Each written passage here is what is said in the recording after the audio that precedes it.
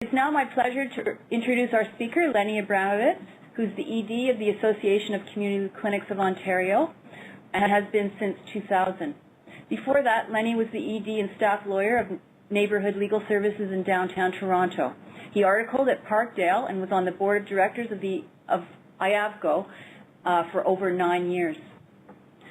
Lenny's the chair of the Alliance for Sustainable Legal Aid, the group that represents Ontario's frontline legal aid service providers. He's been on the board of and worked with numerous community-based nonprofit groups and has written articles on legal issues, on community clinics, and on the topic of nonprofit governance. He graduated from McGill with an LLB and a BCL in 1985. Please help me in welcoming Lenny. Thanks, Marnie. And I understand that I guess you guys now get to see my smiling face on your screen. Thanks for the applause, Rissa. It's greatly appreciated. So welcome, everyone. Thank you very much, Marnie, for inviting me to do this session, and thanks to all of you for joining in. It's heartening to see so many of you have joined in for the session today. I see that there's a lot of both veterans from the system as well as some relative newcomers, and that's terrific. I'm glad to see so many of you. I'm going to try to assume that the large attendance here today has nothing to do with the fact that the end of the year is approaching and people have to accumulate their CPD hours as much as possible, and just assume that you've got nothing better to do during your lunch hour but listen to me talk. I should let you know up front that you're very fortunate in that I actually have a 4-hour version of this presentation, which I initially wanted to impose on you, but Marnie insisted that I not be allowed to do that. So much to my chagrin and your great pleasure, you're going to get the tiny condensed version of this presentation. Although there is a written version of this that you'll be able to find on the ACLCO website, and I'll give you the link to that at the end of the presentation. So in the brief time that we have here today, I'm going to try to cover three main topics. First I'm going to start off by discussing the history of legal aid and clinics in Ontario and other jurisdictions. Then I'm going to take a look at the critical characteristics of community clinics, and particularly Ontario's clinics, and then finish off by looking at what all this means for clinics here in Ontario today. As Marnie mentioned earlier on, unfortunately you're not all here. I'd love to if you were all in the room with us, but we do have the chat function, so if people have questions, feel free to write them. I'm not that coordinated that I can actually speak and necessarily read your questions at the same time, but Marnie is going to help me with that. And if you have any questions, feel free to write them, and I'll try to answer them as we go along, or I'll answer them as part of the rest of my presentation. So we are beginning with the history of legal aid in Ontario, and the reason that I like to talk about the history is because I'm one of those people who believes that to understand where you are today and where you need to go tomorrow, you have to have a good sense of where you came from, because that actually informs your circumstances and helps you determine where you need to go. So we will take a few minutes to go back to the beginning, and I promise you I won't take too long with that. Legal aid programs here in North America began, for the most part, in the 1960s, mid to late 1960s. Prior to that, prior to the creation of actual funded legal aid programs, poor people, as you could well imagine, basically had to rely either on the courtesy of strangers, lawyers who were willing pro bono to actually provide their services for free, or, in most cases, quite frankly, people just represented themselves in any kind of court and tribunal. And you can imagine, as we see today, what happens when people represent themselves, particularly when the other side in the matter, as usually is in cases with our clients, is represented by usually a fairly well-resourced opponent. However, in the 60s, there was a recognition that to achieve access to justice, we actually needed something, a funded program to allow low-income people to actually be able to have their day in court or in front of a tribunal. The legal aid models that were initially created in the 60s particularly was the classic Judicare model. And most of you already know what a Judicare model is. It's the model that still is prevalent in Ontario today. That is, it's sometimes called the certificate model, where someone who is low income enough, poor enough, goes to a legal aid office, proves that they're really poor, and legal aid gives them a certificate, and then they can take that certificate out to the street, to their community, and hire a private lawyer to represent them in their case. And initially, when these legal aid programs were started, it was primarily, in fact, uniquely in the area of criminal law, and then ultimately family law began to they began to provide some certificates for family law, but that was it at the time. The Judicare certificate model that was created was not an accident. That model arose from the prevailing notion of equality at the time, a small L liberal notion of equality. And the concept there was the way you create equality in society is that you treat everybody the same. So the thinking is, if you're low income, the way you treat them equally is you give them that magic certificate, and then they take that certificate and they find a private lawyer just like a wealthy or middle-class person would do, and then they hire the private lawyer, and the only difference being instead of them paying the private lawyer, they get paid. The lawyer gets paid by legal aid via the certificate.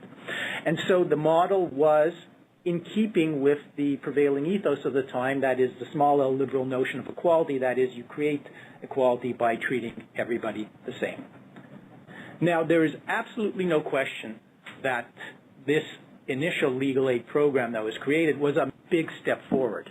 It was far better than having people walk into criminal court or family court on their own and having the faintest idea of what they were doing, usually with disastrous results. So having a lawyer, even just in the areas of criminal and family law, and a private bar lawyer to represent you in these matters was a tremendous step forward. However, within a few years, there were limitations to that Judicare model that were being identified. And I briefly mentioned a couple of them in the on the slide before you now. First being that there were entire areas of law that were not covered either by legal aid. You couldn't get a certificate to do anything but criminal and then family in the first in the first few years. So if you had a welfare problem or a landlord and tenant problem, you were just strictly out of luck. And even if they would have granted you a certificate, the reality is that in most jurisdictions here in Ontario, most places, you couldn't find a lawyer who would do poverty law services anyways. To find a lawyer who would be able to do a private bar lawyer to do landlord and tenant or social assistance or workers' compensation representation was virtually impossible. And that made sense because the reality is there wasn't a market for that. You couldn't earn a living essentially doing that. Lawyers were beginning to earn their living or be able to earn a living doing criminal legal aid or some family legal aid, but in the other areas you just couldn't make a living. So private lawyers really didn't do that type of work, with one or two rare exceptions. Secondly, in addition to that critique of the Judicare model, the reality was that low-income people, for the most part, were entirely unaware of their legal rights. So if they got an eviction notice or if they got cut off welfare and got a notice to that effect, they had no idea that this was a legal matter, that they could retain counsel who could represent them and fight it.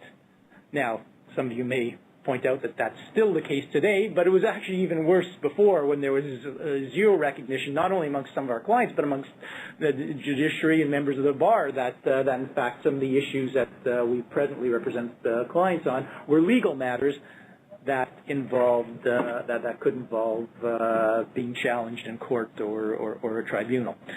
And another critique of the Judicare model was that the circumstances for middle-class people were seen to be significantly different than those of low-income people. Specifically, for middle-class people, their interactions with the court system, with the law, tended to be discreet. I've seen studies that say that the average middle-class person today has a total of 6 interactions with the legal system, and you can guess what they are. Things like you register a business, or you get or you buy a home, and you hire a real estate lawyer for that, or you go to traffic court to fight a ticket, something like that. They tend to be discrete interactions. You hire the lawyer goes to court. That's it. It's done, and you don't speak to a lawyer again, legal worker, for another, if you're lucky, for another 5 or 10 years.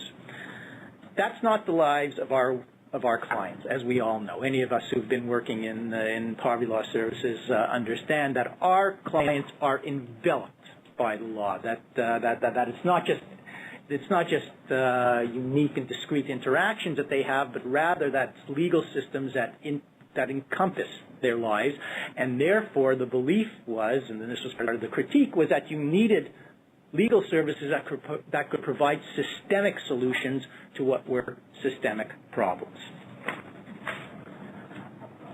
So, those were the critiques that were going on regarding the Judicare system and its applicability to our low-income communities.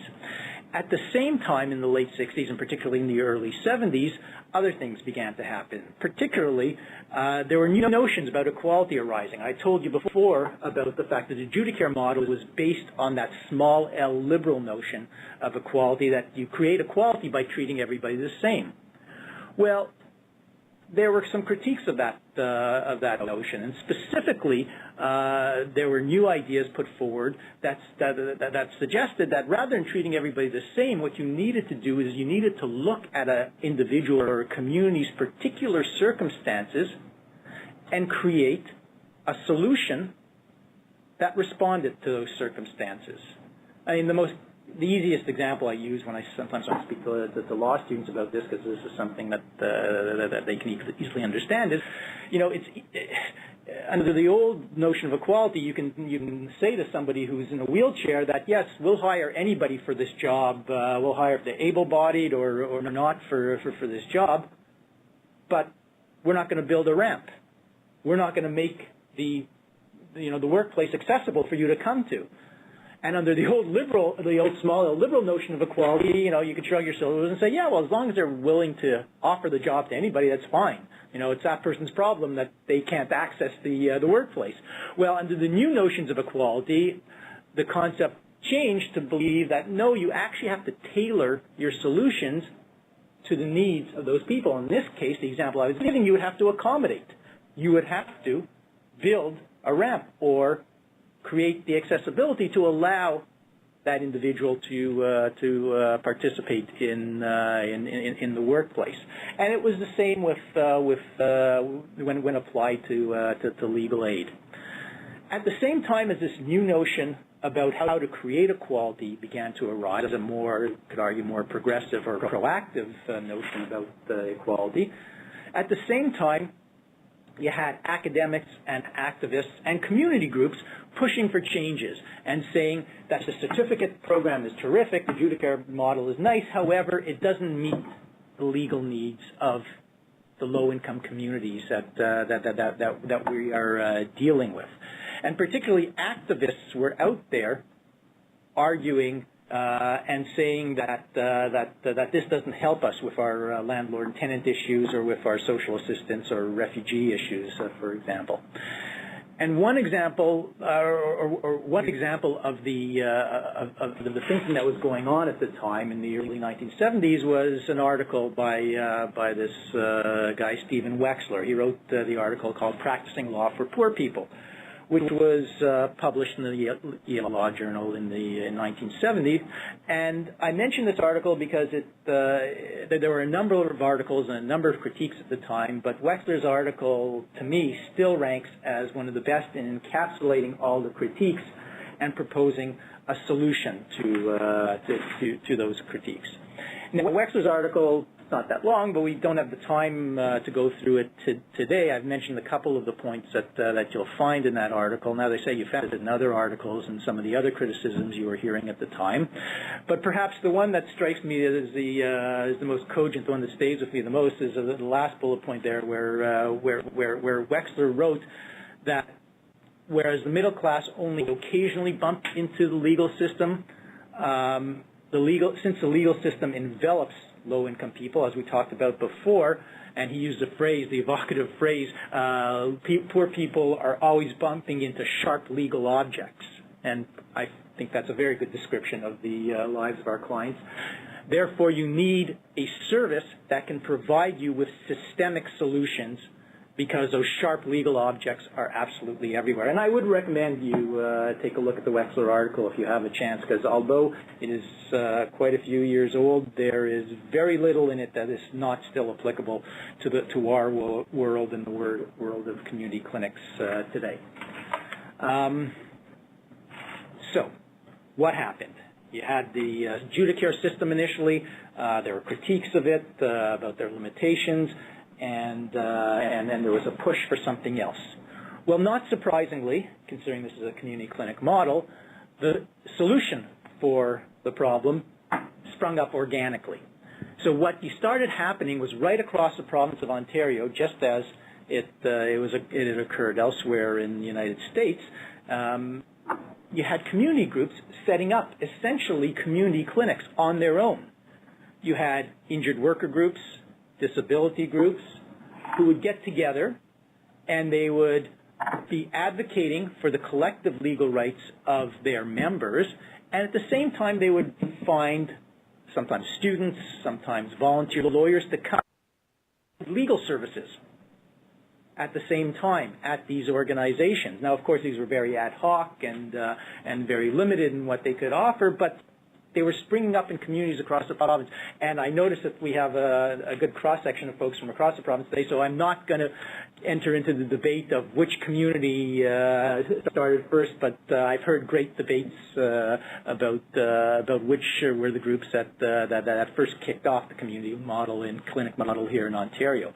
What I can tell you, what is factually absolutely clear, is that the first formal clinic that was created really was Parkdale Community Legal Services, and it received funding initially through a LIP grant from the federal government in the 1970s, and they actually set up 4 clinics across Canada, and they were based on the American storefront community clinic model. And I should mention to you folks that some of you may be surprised to know that the community clinic model and all this stuff I've been talking about, that most of these ideas initially percolated up from the States, and that it started in the United States as part of then President Lyndon Johnson's Great War on Poverty. Some of you may remember that, and that's how the clinic model was created there. And he tasked Sergeant Shriver, a member of his cabinet, to create the clinic model. That was, for those of you who are into trivia, some of you, anyone want to type in and mention what it was that Sergeant Shriver is perhaps most known for, besides creating the community clinic system? Does that name ring a bell? Because he was quite a famous guy in the States who started a seminal program. Marnie's got her hand here, and I don't see anybody. I see someone is typing. And do we have an answer? No. Good guess there. Special Olympics. No. Marnie's got her hand up, and Marnie. Wait, there's other people. Oh, wait. Is it Arissa? We've got a couple of people, and let's see. Yeah, Sergeant Shriver was married to the Kennedy clan. That's how you got Maria Shriver Kennedy. But no answer. The first word is... My guess is peace. Yes, first word is peace, and Marty's got it. Sergeant Shriver was the one that started the Peace Corps down in the States, and after doing that, he was tasked by Lyndon Johnson to create the community clinic system, and people there still, in the same way as many of us in Ontario, have a great deal of respect for Roy McMurtry and the work he did to create the clinic system. Sergeant Shriver is recognized for his work there. So...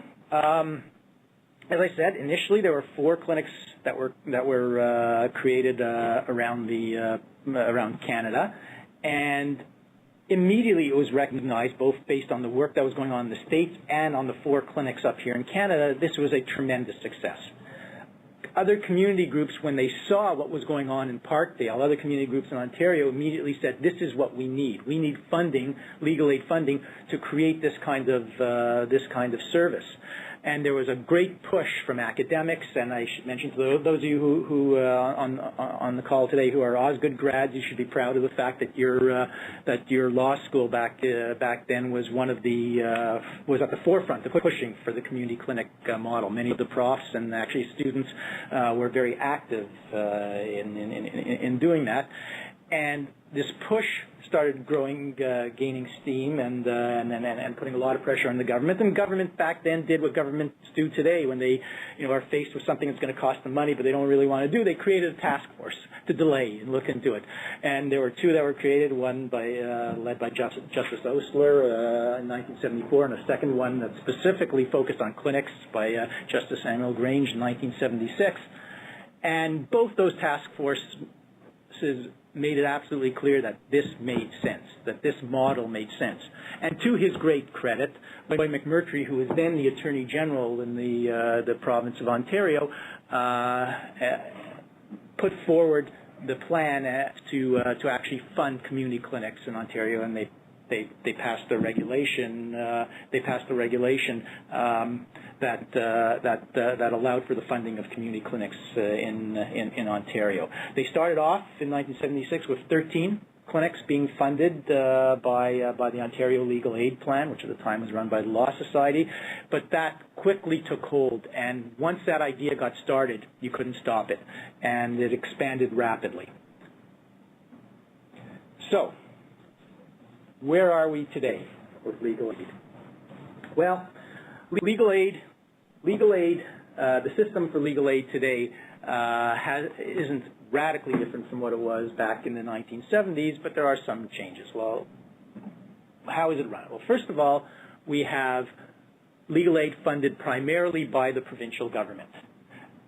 The provincial government provides a parcel of money, which, as most of you know, it hands over to Legal Aid Ontario, and Legal Aid Ontario uses that money to administer and finance all the legal aid services in the province of Ontario under the Legal Aid Services Act. They are they are mandated to do this, and that is still the case. That's been the case now for the last almost 15 years. It used to be run by the Law Society of Upper Canada until, in the wake of the McCamus report, this was transferred from the Law Society over to Legal Aid Ontario.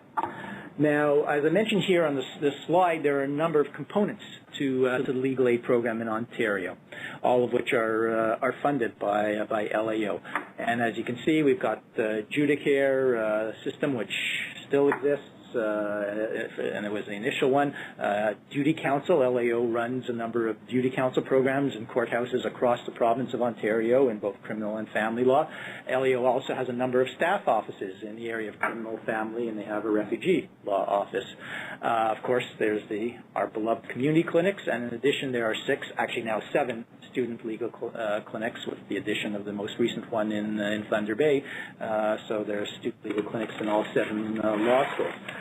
Just because you're probably sick and tired of hearing me prattle on at this point, I'm going to get a chance to ask you guys a question. Because we're talking actually about the funding and where the money comes from, and I will mention to you in a second approximately how much that is. Does anybody have a sense of where things stand in terms of ranking of expenditure on a per capita basis on legal aid? Which jurisdiction in the world, country, province, state, spends the most on a per capita basis on legal aid? And that's legal aid just in general. Anybody want to hazard a guess? Anybody want to type that in? Want to just repeat the question, Lenny? So I'm just wondering if anybody knows which jurisdiction in the world, whether country, state, province, spends the most on a per capita basis on legal aid. Anybody want to guess? Anybody remember? I see somebody's typing an answer. Australia. That's actually a good guess. It's one of the highest, but it's actually not the number one. Not number one. Anybody have another guess? They play a lot of the same sports as those Australians do. It's actually, for those of you who used to watch Rumpole of the Bailey programs, it is England. England still spends the most per capita on legal aid in the world. It used to be, legal aid in England used to be a universal social program, as Medicare is here today. Everybody, rich, poor, everybody went through the legal aid program. That has changed and changed drastically in the last few years as initially the so-called Labour government of Mr. Blair, following up on Ms. Thatcher and now Mr. Cameron's government, have significantly cut back on legal aid funding, but they are still number one in the world. Anybody want to hazard a guess as to the second most, the jurisdiction in the world that is number two in terms of expenditure on legal aid? And I'll tell you, because I noticed that Australia and New Zealand were two guesses that were made for number one. Neither of those are correct for number two. So this is a jurisdiction, either a state or a province or a country, that is number two after England on expenditures in legal aid. All you need to do is look out your window wherever you are, or look at your street sign. Yep, that's right, Arissa. It's Ontario. The province of Ontario spends the second amount per capita on legal aid in the world. Now, this is not something that I like to say when I don't broadcast this that loudly, particularly when I'm having conversations with the government about the need for increased funding here in legal aid, but it's something that we all should know and should recognize that on a per capita basis, we spend the number two in the world. Let me continue on that level and then quickly ask you, does anybody know which country or jurisdiction in the world spends the most per capita on poverty law services and community clinics?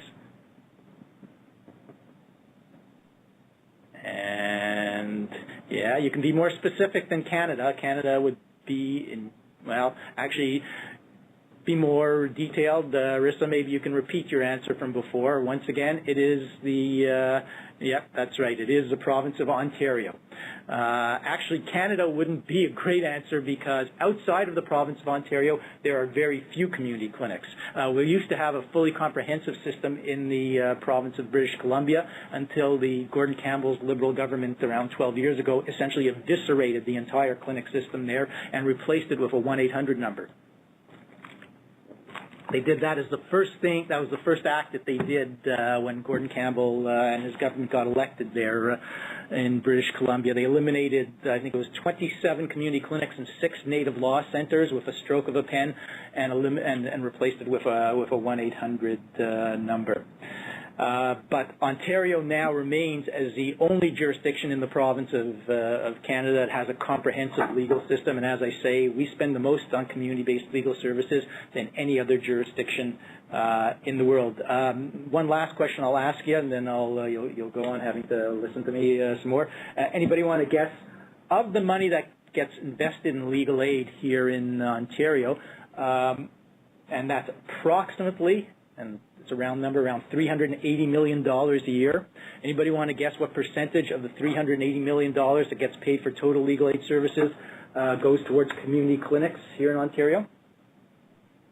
And that number would be, no, 1%. That's your math failed you there, Rissa. There we go. Marjorie got the right answer. It's 20%.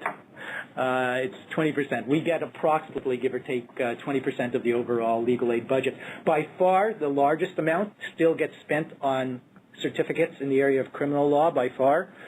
We are actually number two. Community clinics are number two. It used to be certificates for family law, but many of you will know that there are very few certificates in family law available these days compared to what existed before. So expenditures on community clinics are actually the number two now in Ontario. So that brings it to about $76 million a year? A little bit less than that, because that number, $76 million, actually includes the money that LAO keeps to support clinics, things like the CRO and IT and learning and training. So the clinic systems amount is actually closer to $70 million, just a little bit above that. Okay, so what do we have here in Ontario? Well, we have a system with 76. Presently, there's 76 community legal clinics across the province of Ontario. 59 of them are geographic clinics, which serve a specific geographic community in Ontario. And 17 clinics are specialty clinics which are just like community clinics in that they serve a community, the only difference being that their community isn't defined by geography. It's defined by a particular community of interest. So, for example, the low-income seniors in this province are served by ACE, or the disability community is served by ARCH. So it's not a geographic community, but it's a community nevertheless. And in that way, all community clinics are the same in that even though their mandates may be a little different, then certainly the communities they serve are different, they all serve a community, whether it's defined geographically or in another way. So this brings us to what are the critical characteristics that define a community clinic. And this applies, quite frankly, whether you're in England, in Ontario, with legal services in the United States, Australia, or New Zealand. These are the characteristics that tend to be acknowledged as the main defining characteristics for community clinics. And I would suggest that there are three. I mean, you can break them down into different ways, but there are three defining characteristics for community clinics, and I will briefly touch on each of them. The first, and I would suggest in some ways the first among equals, is the concept of local community governance. And this is something that I'm sure most of you are aware of, that your clinic is an independent nonprofit corporation.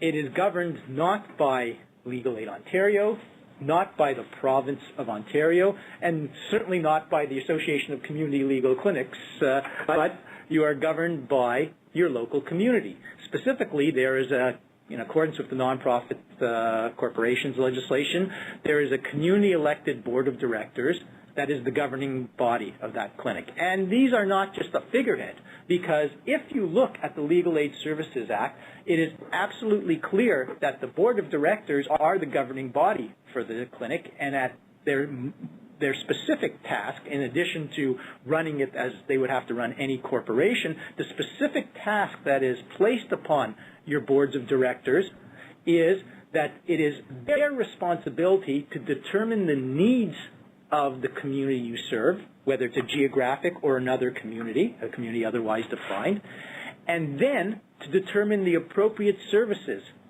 to meet those needs.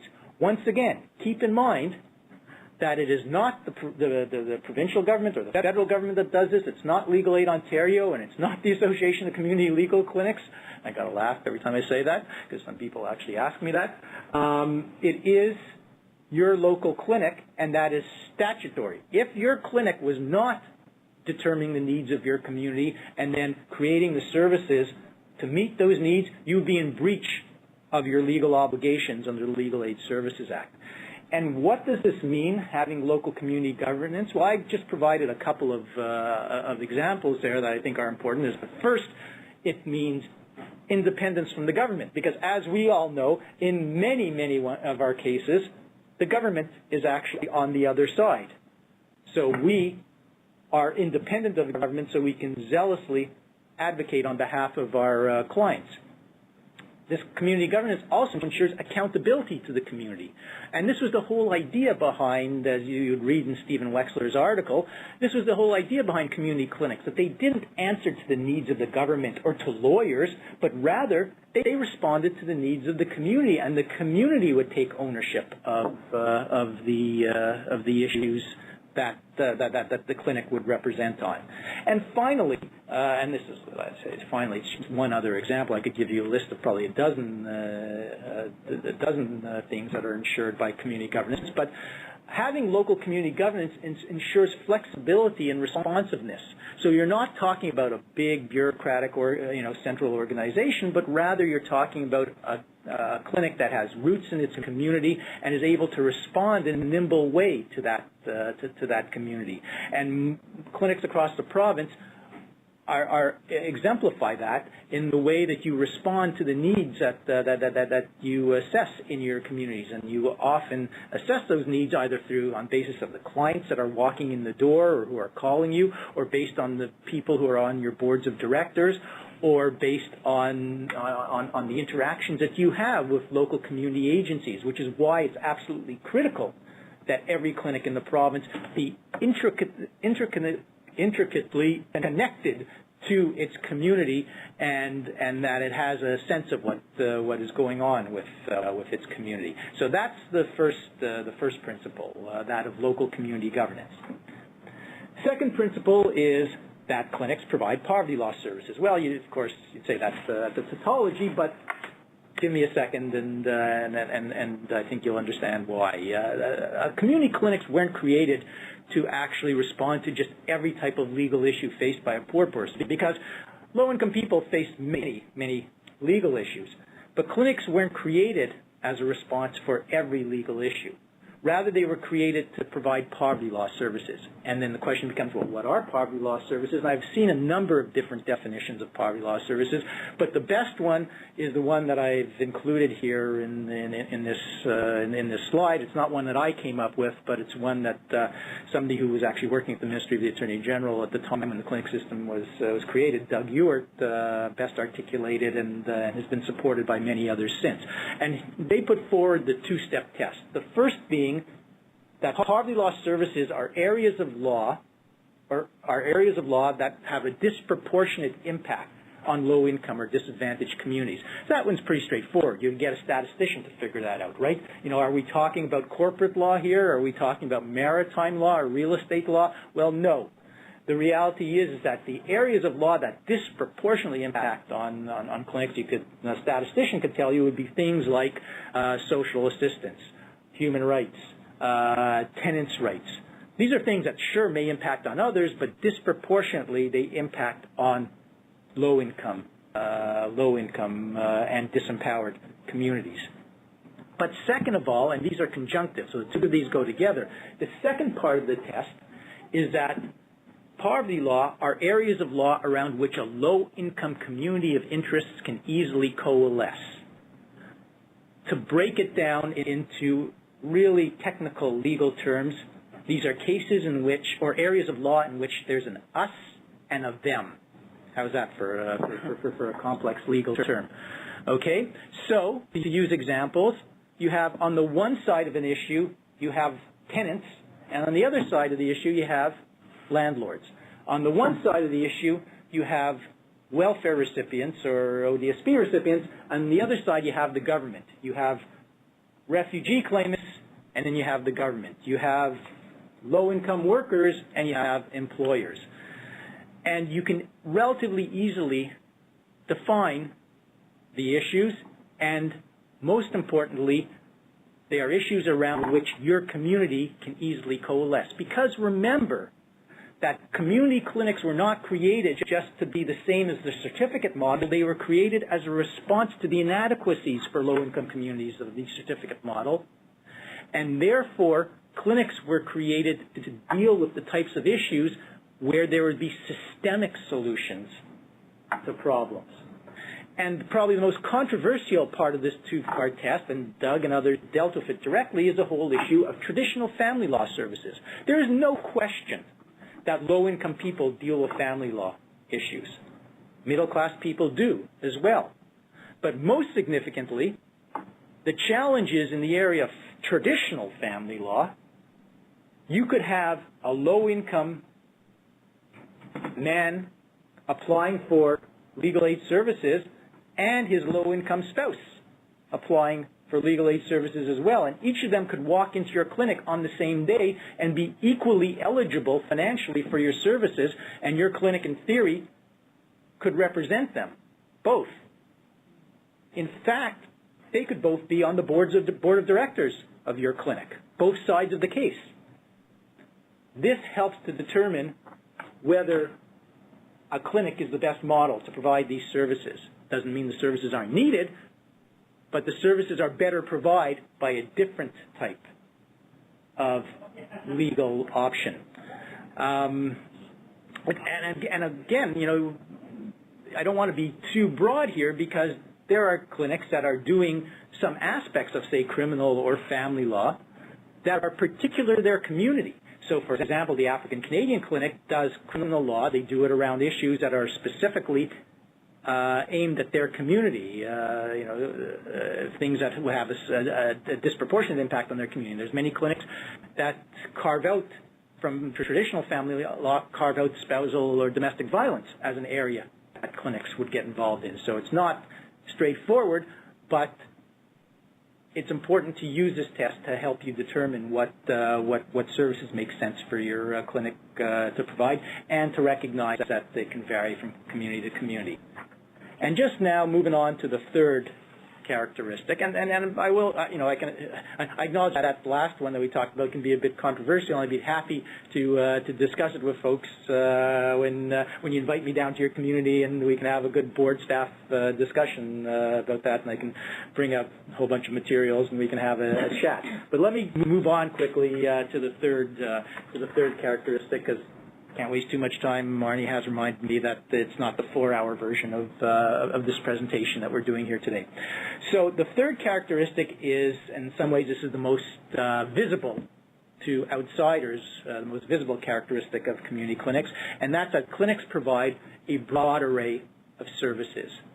And what that means is that clinics don't just represent an individual in a court or tribunal. That is absolutely part of what we do, but that's part of a holistic response. So clinics, and this is something that I'm sure all of you already know, do casework and summary advice and public legal education and community development and test cases and law reform. And it's not by accident. And I'll say, actually, I'll go even beyond that when I say it's not by accident. It's actually in your funding agreements. And in your memorandums of understanding. So those of you who don't sleep with those documents under your pillow at night and memorize them, it might not be a bad idea to pull it out every once in a while. And you will note that in your funding agreement and in your memorandum of understanding by which you exist and operate and get funding, you have committed to do this broad range of services that you'll find up there: casework, summary advice, public legal education, community development, law reform, the whole shoot and match. And the reason for it, again, and this is why we start with the history, is that's why clinics were created. Clinics were created not as a Band-Aid to do individual cases over and over again, but they were created based on the assumption that the problems that our clients face are systemic in nature and not of their making, but rather flow from the fact that they are low-income and disempowered people in a society that oppresses them. Now, that may seem like radical language, but that's the language that led to the creation of clinics, and that's why we exist, because we are supposed to be working towards systemic change on behalf of our clients and the communities we serve. And quite frankly, if we are not doing this, and I know it is a challenge to do when all the cases, the individual cases, are rolling in like oranges as soon as you open up for intake, but if we are not finding ways to do this, we are not meeting our mandate to our communities. And acknowledging that this is a challenge, this is something that I would love us as a clinic system to have broader discussions about and seeking solutions to ensure that this is that this is brought more to the forefront. But that will be a discussion for another webinar or another meeting, perhaps in person. Okay, so let's move on in the remaining time we have. Let's take a look at the community clinics today and what all of this means for the clinics. And somebody at one of my previous presentations asked if that was a picture of me last year involved in the battles of legal aid. No, that wasn't quite me, but I did feel like that on some days. The first slide that I'm putting up here is not something I'm actually going to spend much time on. In fact, I'm going to spend very little time on this, except to say that I quickly jotted down here 5 issues that are presently that the clinic system is presently confronting. I could speak for at least an hour or more on each of these topics, and that is what I usually do when I go around to regional meetings, meet with staff, or participate in board meetings.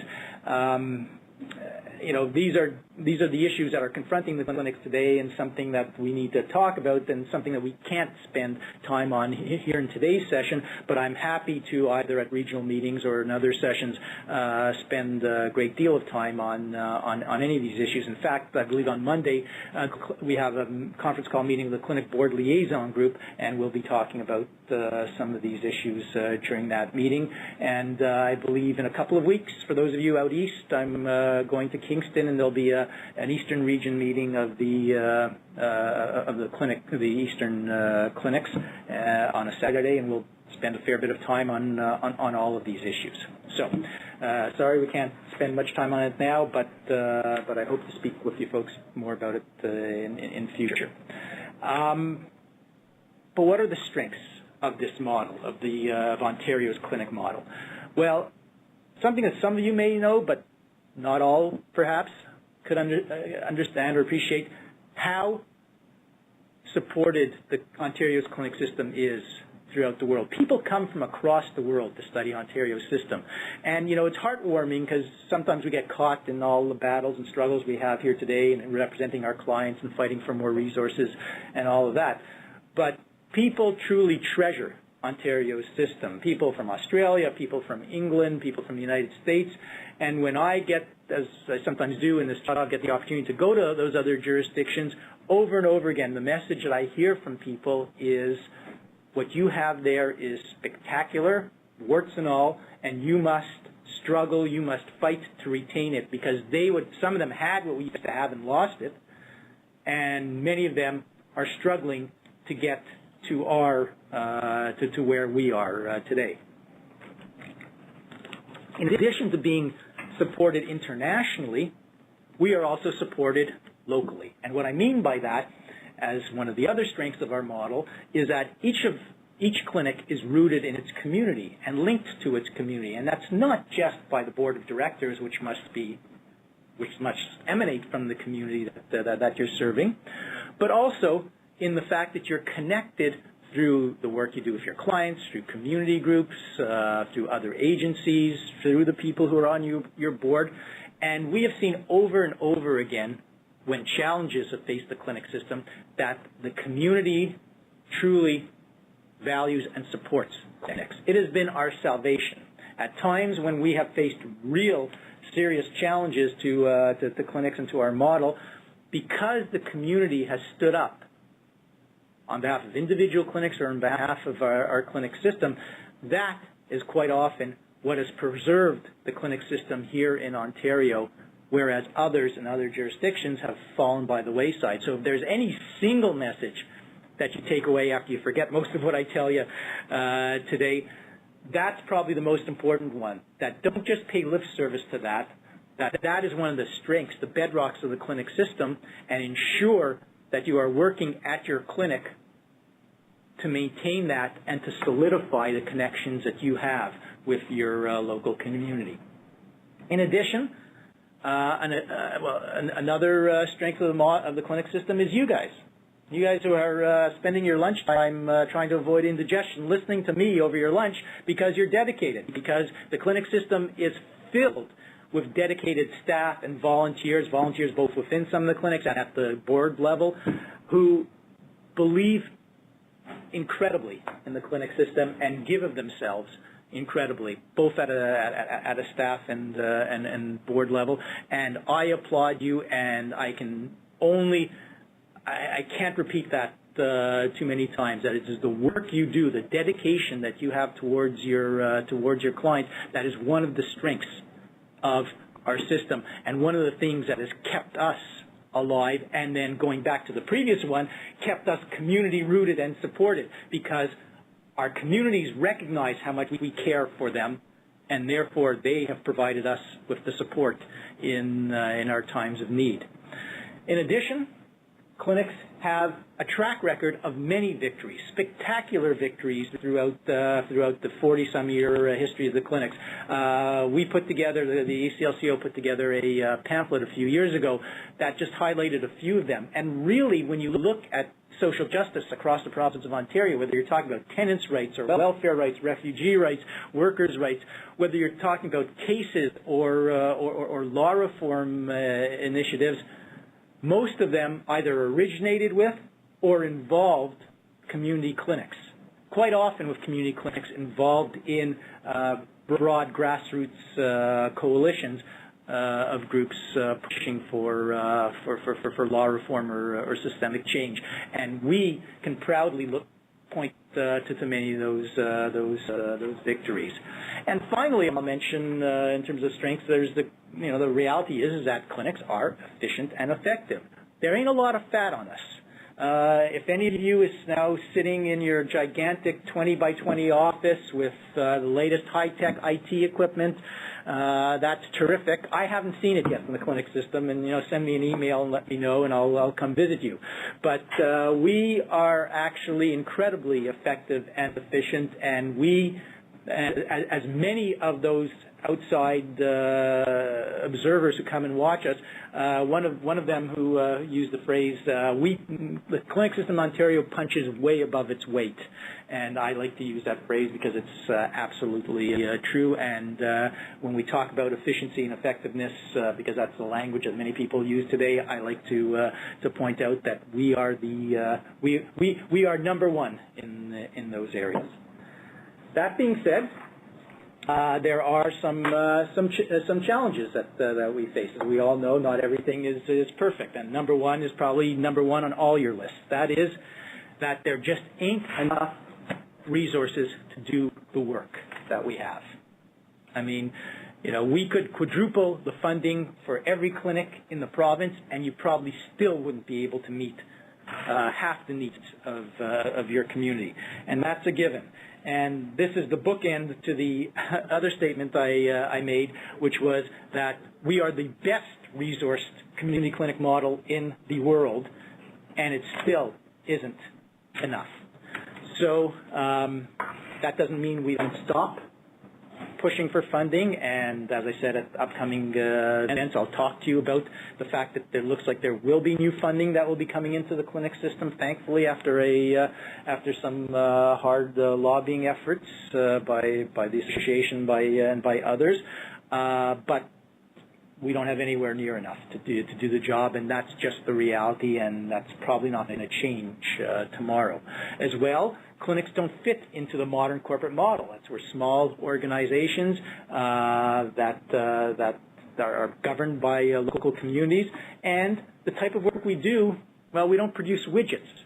And measuring our work in any valuable way, and we all know that measurement and accountability is a big thing today, but it ain't easy to measure the work that we do, at least the important work that we do. When you put in 3 hours on a test case, or 3 hours, when you put in 3 years of work on a test case or law reform campaign, how do you measure the fact that you change the law and you win at the Supreme Court of Canada and you change the law for hundreds of thousands of people in this province?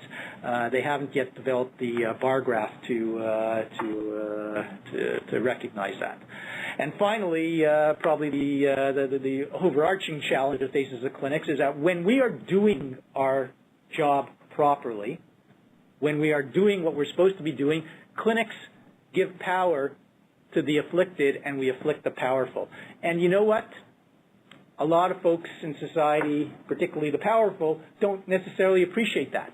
So as long as we're doing our jobs properly, we will always have enemies out there who will not necessarily be our best supporters, and sometimes actually may come after us. So all that means is, of course, you don't change the work that we do. We continue to do the work we do, but we just have to be vigilant and recognize that there will always be forces who won't be pleased with the fact that we're helping the most vulnerable in society. There are also some challenges we face internally, and the first one is the corollary of the fact there isn't enough funding. And that is, of course, that there's too much demand for us to be able to serve, and which means that we cannot help everybody, which means that clinics have to make some hard choices based on the assessments you've done of your communities and what the priority needs are for systemic change.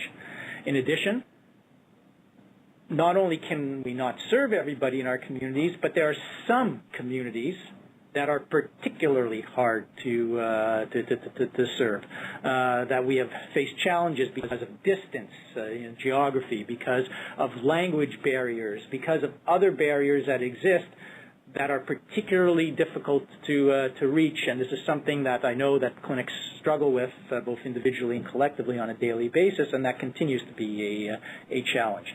The other issue is one that we talked about earlier on, the whole issue of balancing casework and systemic work. It is very difficult to focus, to say no to casework, individual casework, so as to be able to do the systemic work that's part of our mandate, and that is a daily discussion, or needs to be, quite frankly, a daily discussion every clinic across the province and on a provincial basis.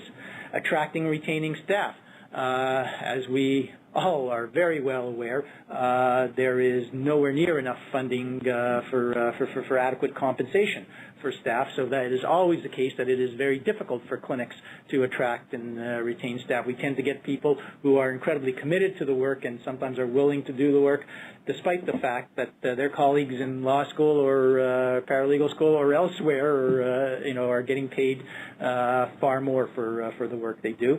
And finally, I do want to identify the fact that that there is not enough support for managers or the governors of the clinic system. That there are resources out there, but not as much as there used to be, since there are cuts to the learning and training program, and this is something we are always scrambling for.